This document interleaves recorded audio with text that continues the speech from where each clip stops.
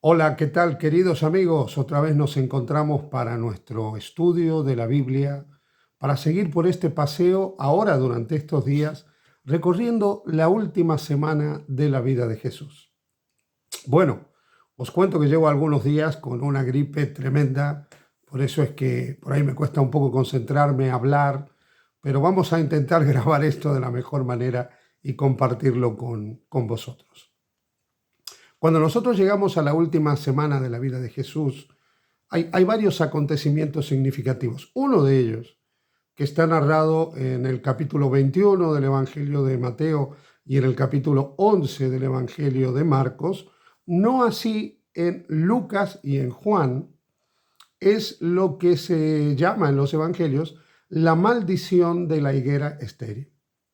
Jesús está caminando con los apóstoles, llega a una higuera, intenta buscar higos en esa higuera, una higuera que estaba llena de hojas, con un follaje extraordinario, tremendo, llamativo. Pero cuando él se acerca, descubre que no había ningún tipo de higos en esta higuera. ¿Cuál es el resultado? Jesús la maldice a esta higuera, que finalmente va a quedar seca.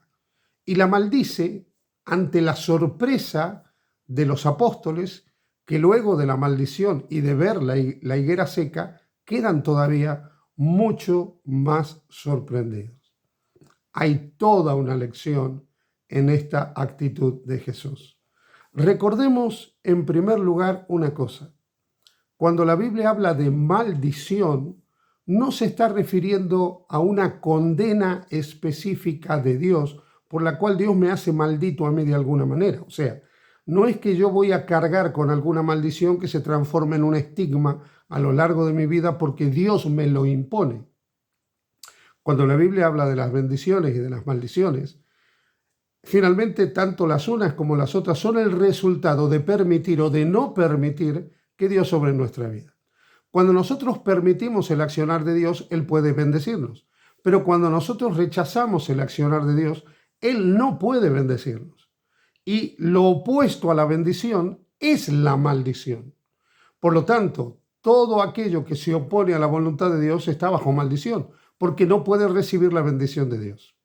Eso en primer lugar. No hay, por lo tanto, aquí un acto deliberado, arbitrario de Jesús para maldecir a este árbol y, sacando alguna lección de esto, que Dios maldice por generaciones a las personas simplemente porque a Él se le ocurre. Maldición es el resultado de no vivir bajo la bendición. Bendición es permitir que Dios obre en tu vida y pueda derramar toda su gracia, su amor. Cuando eso no viene, viene la maldición, que es vivir fuera de la gracia y no recibir la gracia de Dios. Eso por un lado. Lo segundo es el árbol en sí. El árbol tiene un significado muy, pero muy importante a lo largo de toda la Biblia. Normalmente un árbol representa a los hijos de Dios, representa el pueblo de Dios. Eso lo encontramos tanto en el Antiguo como en el Nuevo Testamento. Los árboles son utilizados para hablar del pueblo de Dios. Un árbol frondoso, un árbol que tiene muchas hojas, un árbol que da muchos frutos, representaría un hijo de Dios próspero. Eso lo encontramos en el libro de Salmos, lo encontramos en el libro de Jeremías, lo encontramos en el libro de Isaías. Y en el caso de Isaías, por ejemplo, cuando se habla del pueblo de Israel, se lo compara con una vid por la cual Dios trabaja, hace mucho, la cuida, la protege, pone una torre, etcétera, hace un montón de cosas para que esa vid prospere. Así que esta higuera está representando al pueblo de Dios, pero está representando al pueblo de Dios que tendría que tener frutos cuando el Mesías llega a él, Jesús, y no los tiene. Por lo tanto, ¿a quién representa en primer lugar esta higuera estéril? Pues bien, en primer lugar representa al pueblo judío de los días de Jesús, que cuando el Mesías viene no lo reconocen como tal, lo rechazan. Incluso muchos de ellos van a pedir la crucifixión de Jesús. Entonces, aquí hay una representación clara de lo que pasaba en el pueblo de Dios de los días de Jesús. Y aquí hay algo muy importante. Dios puso a Israel en un lugar estratégico, la bendijo, la amparó, la guió, la cuidó, la sustentó, le dio la ley, le dio el pacto, se reveló, mandó los profetas. Bueno, Dios hizo innumerables cosas por el pueblo de Israel, pero los frutos que se tendrían que haber manifestado no se manifestaron. Y fijaros que aquí hay algo interesante. Cuando nosotros hablamos de frutos, normalmente los cristianos pensamos en buenas obras. Bueno, los fariseos estaban llenos de buenas obras. Oraban, ayunaban 2 veces por semana, guardaban el sábado escrupulosamente, ofrendaban, diezmaban, etc. Si los frutos son buenas obras, los fariseos, y por extensión todos los que practicaban la religión judaica en los días de Jesús, estaban llenos de buenas obras. ¿Por qué entonces Jesús los presenta como una higuera estéril? Porque en realidad el fruto que Dios quiere producir en nuestra vida es un cambio en el corazón. No es algo que se muestre por fuera, como era el caso de la higuera, que estaba llena de hojas, frondosa, pero no tenía fruto. Esto nos puede pasar también a todos los hijos de Dios, y esto le pasó al pueblo de Israel. Por fuera se veía llena de follaje, estaba llena de hojas, pero no había fruto. ¿Por qué? Porque no habían permitido que Dios los transforme internamente. Habían incluso transformado los mandamientos de Dios, la ley de Dios, en una pesada carga llena de restricciones que te llevaba a tener una apariencia de piedad, pero no a vivir conforme a la piedad, a no tener un corazón transformado, a no tener un corazón renovado. Y esto lo vemos con toda claridad, queridos amigos, cuando nosotros vemos la forma en que ellos trataron a Jesús. El fariseo podía guardar el sábado escrupulosamente, podía diezmar escrupulosamente, podía recorrer el cielo y tierra para predicar y hacer un prosélito para su fe, pero no tenía problema en contratar personas que mientan en un juicio injusto, en pagar para que se traicione a alguien. ¿Os dais cuenta de esto? Entonces no es una cuestión de obras, es una cuestión de cambio del corazón. Y lo que Jesús no encuentra en ese pueblo es un corazón transformado, es un corazón renovado. Y por eso viene la maldición de esta higuera.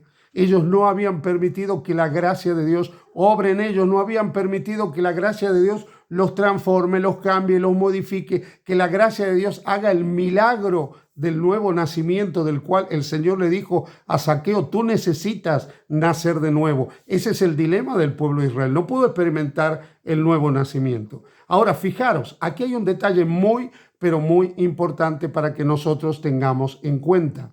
Nosotros también somos el pueblo de Dios.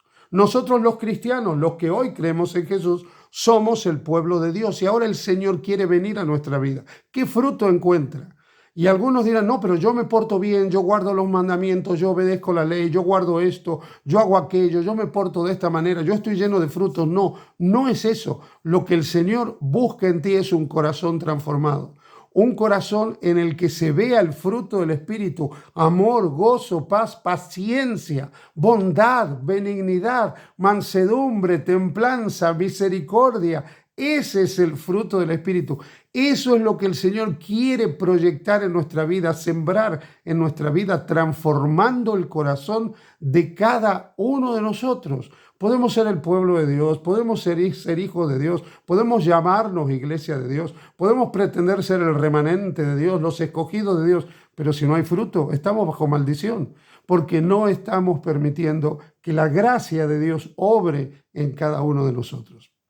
Este fue el dilema del pueblo de Israel. Por eso el Señor vino y encontró un pueblo que no tenía fruto. Por fuera, externamente, ritos, ceremonias, observancias, pautas de comportamiento, hábitos, formas de hacer, obediencia a esto, escrupulosidad en lo otro, pero no había fruto, no había fruto. El fruto del Espíritu no había llegado. Querido amigo, querida amiga, hermano, hermana, iglesia que me escuchas, tú puedes ser muy escrupuloso.